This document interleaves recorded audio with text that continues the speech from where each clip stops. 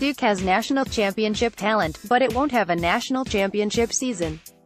The Blue Devils are out of the NCAA tournament after an 85-81 overtime loss to Kansas in the Midwest Regional Final on Sunday in Omaha.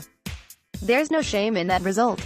Duke's loaded with future NBA players, but Kansas is an elite recruiter with a great roster itself. Teams treated us to arguably the best game of this NCAA tournament. Kansas looked to be pulling away in the opening 10 minutes of the second half. Duke led by 3 at the break, but Kansas went on a 15-5 run in 3:38 just after halftime. The 7-point deficit Duke faced at that point was its deepest of the tournament. But this was a slugfest, and Duke hit back.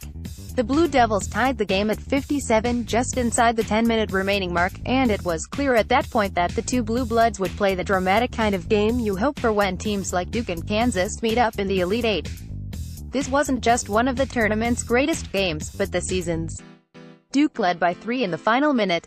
Kansas SVI Mike Iliak hit a game-tying three-pointer with 26 seconds left, and a shot at the buzzer by Allen missed narrowly. That's the play that will live in Duke fans' nightmares. Duke has incredible talent every year, and it will have unprecedented talent next season. The class of 2018's 3 highest-rated recruits are all committed to Mike Krzyzewski's team, but this team had all the tools it needed to hang Duke's 6th national title banner. This Duke team had the talent to overcome its flaws, but no one has the talent to guarantee victory against a team like Kansas in the Elite Eight. The Blue Devils had a small handful of problems, but their talent was never one. Their starting lineup featured 4 freshmen 5 stars and a senior who was once a high 4-star. Their top bench guys were blue-chip recruits, too. Their coach is at the top of his field.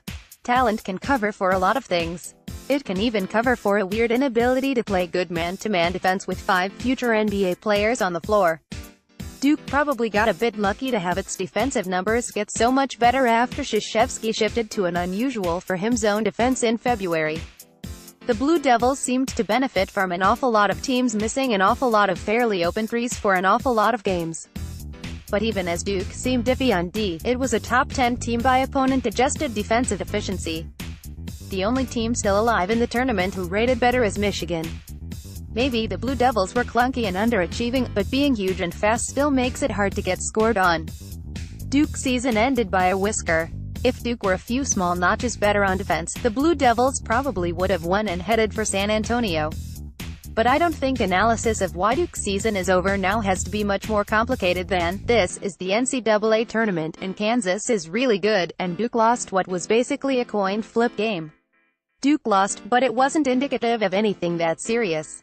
For instance, this doesn't add up. The narrative that you cannot win a national title with a team comprised of primarily one-and-dones remains valid. Duke came close, but again came up short. John Rothstein, at John Rothstein, March 25, 2018, teams have won national titles in the recent past with freshmen driving the boat on both offense and defense. If Allen's shot at the buzzer goes down, we're not discussing this. The clearest reason for Duke's defeat, Kansas is good. It's hard to beat a No.1 seed in March Madness. That's the only thing that's inarguable. It could be true that if Duke's defense were a little better, the Blue Devils would have been a No.1 seed and had a better location or matchup for this game, and maybe that would have led to another result. Maybe Kansas would have scored 1 or 2 fewer key buckets, and maybe Duke would have won. Who knows? But if Duke builds an identical team next year, it might win the title that time. No other college basketball team's failures inspire so many people to dissect what went wrong so meticulously. But this Duke team was really good.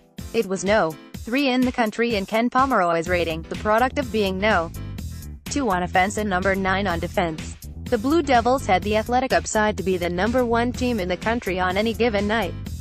This was an objectively fun Duke team that had great players, just as will be next year's, and the year after's, and the year after that's. It's just that winning a 68-team tournament is hard.